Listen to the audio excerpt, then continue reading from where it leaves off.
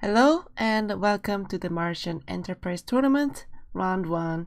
This is 1v1 match, so we're going to be a bit different format than FFA, but we'll get back to FFA format soon. So, is there anything you want to point out in this map, Thread? Alright, so what sticks out to me is maybe the aluminum distribution isn't too generous, and there's also nukes. So spread out aluminum and nukes could lead to difficulties there, especially since it's a green market. There are also core samples though, so there are countermeasures. What I'd like to point out, found, so I'm not really sure.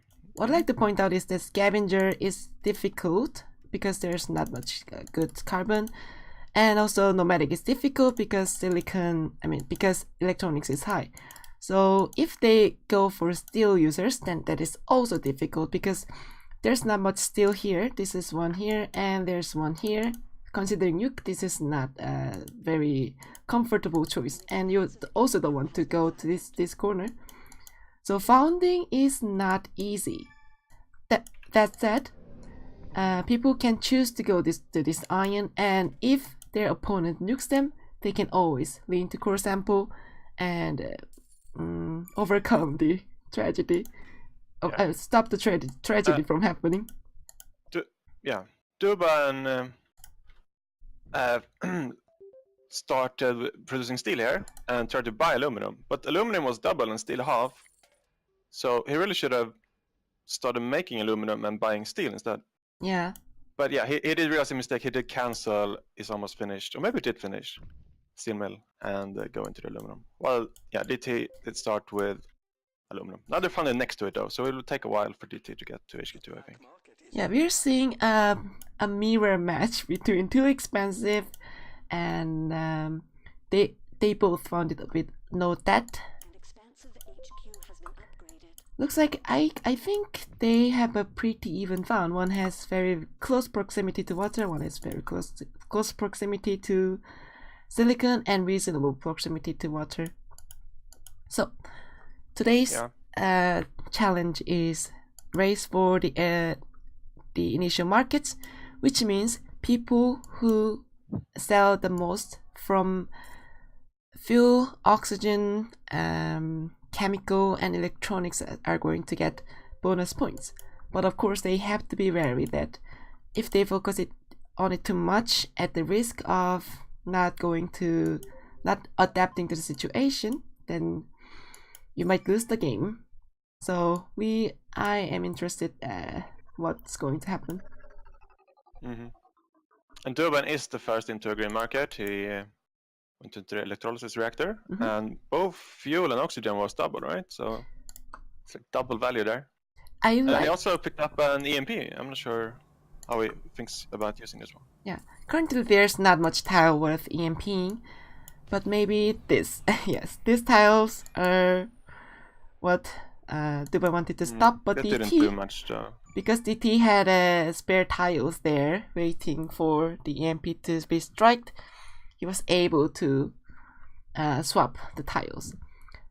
Downside is that there's a lot of power demand. The colony is consuming 0.8. Each players are running steel mill and reactors. They are both power hungry buildings, and look at the power. It's already 100. So people should be thinking about how to get into power and do it as soon as possible. Solar panel was an okay choice right there with the DT mining double silicon, but because of dust storm, it's not as good as it used to be. It would have been. Yeah, exactly. And Durban has been selling down aluminum a lot. Then he also nuked DT's aluminum, which I find curious. So DT, like if he can't buy the aluminum, it's gonna take him forever to get HQ3, but he can buy it now, so he's super cheap. Yeah. I think maybe he should.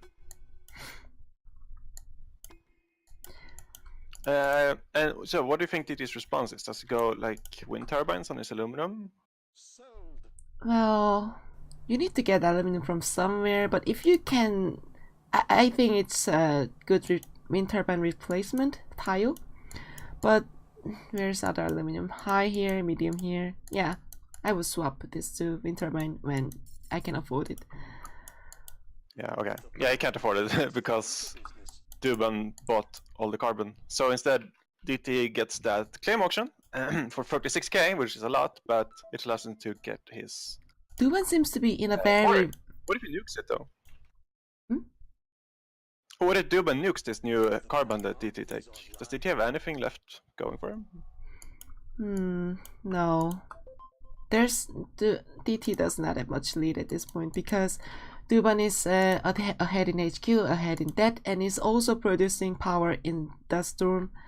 So DT really needs something really needs to happen for DT to push through this situation. Yeah. Well, Dubon did keep auto selling aluminum, so he, like, I think he could have blocked DT from ever getting HQ free there by nuking carbon and stop selling aluminum, but that didn't happen. So they're both currently in the chem market, which has some pressure from the colony. Yeah. Do you think? How do you value chems against electronics at this point? Is chem the right choice? Chem. There's a trickle of consumption from colony, and you have been producing. They have been producing electrolysis fuel, so chem was cheap to produce. But Dubon went out of reactors, and that is an one exploit factor can one weakness that DT can exploit, because he can now stop auto selling fuel, and as soon as DT grabs some money that he can spare, he can park money into this fuel and make these buildings unprofitable. That said, that's a good point. Dubon is the one who is in the food market that DT is not in, which has become an excellent market. So maybe missing out on that market is not as good.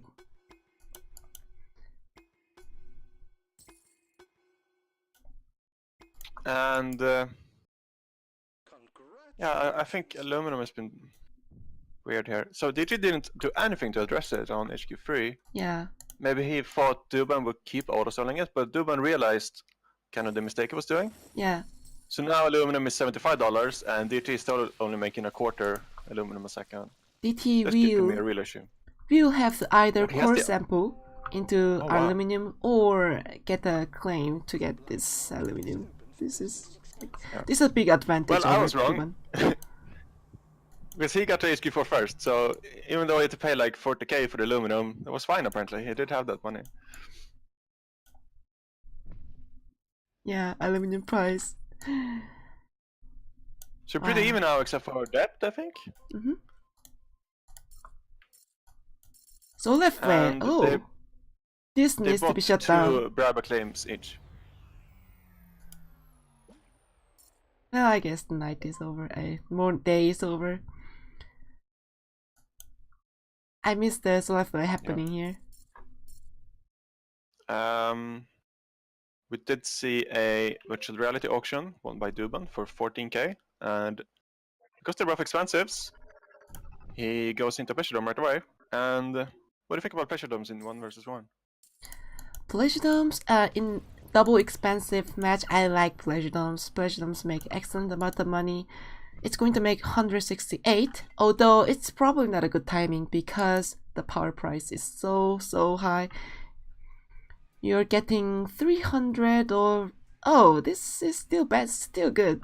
Because although you're consuming 200, you get 300 from Pleasure Dome. I like it. Oh yeah, that's a lot of income. Wow. Yeah. So, Dubon EMP DT on his reactors. I don't agree which with I found this. very strange. Yeah. However, like, solar panels would probably be the target, or farms. If DT had bought a Goon, I would have expected that Goon was on one of the solar panels, but Goon's price is 3k, and in 1v1 3k means no Goons nowhere. Yeah. Which is strange to me. Why do you think there are no Goons spawned? Well, Dubon has been very aggressive throughout the game, and DT... What did DT buy? black market. Two claims claims. each, and they And he circuit overloaded twice on Yeah. Duban's wind turbine. Oh, I think this power can be DT's comeback. Duban is not making no power, not whatsoever, and DT is the one who has two types of power buildings, and yeah, his power is adjacent to his base, and he is currently making a pattern lab and going for superconductor. So unless Duban somehow commits into power here, I'm not sure what he can do. Solar panels, maybe. Solar panel. But yeah, basically, I think Duban made a big mistake not gooning the middle. I think what I would have done is get iron and swap this to wind turbines. Buy iron and not auto sell for like through the entire game. Yeah, that would have given me the opportunity to do that. We saw DT being blessed by the random gods here, the RNG gods. He got a hack array for 28k, so now he can surplus aluminum. So he still hasn't done anything at all to get more aluminum. No core samples, no claiming of any other ones. But now we can just surplus it and basically, I think Duban has to sell out now. Wait, he doesn't even have a stockpile. Yeah, look at this power price. HQ. They're now almost even in that situation. 100k and 100 something k. Coming in right now.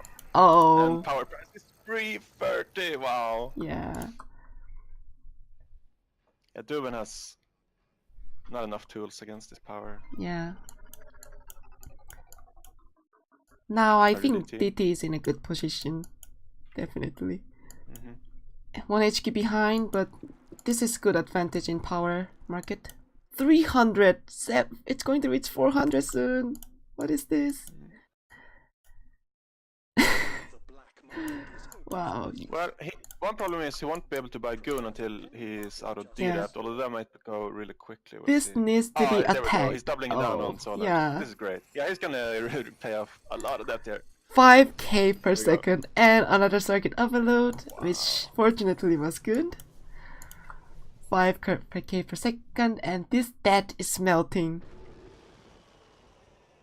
And another shortage. Duban did go for the circuit, but I don't like that because DT had tripled down on power. Shutting down 1 out of 3 sources is not gonna do much here.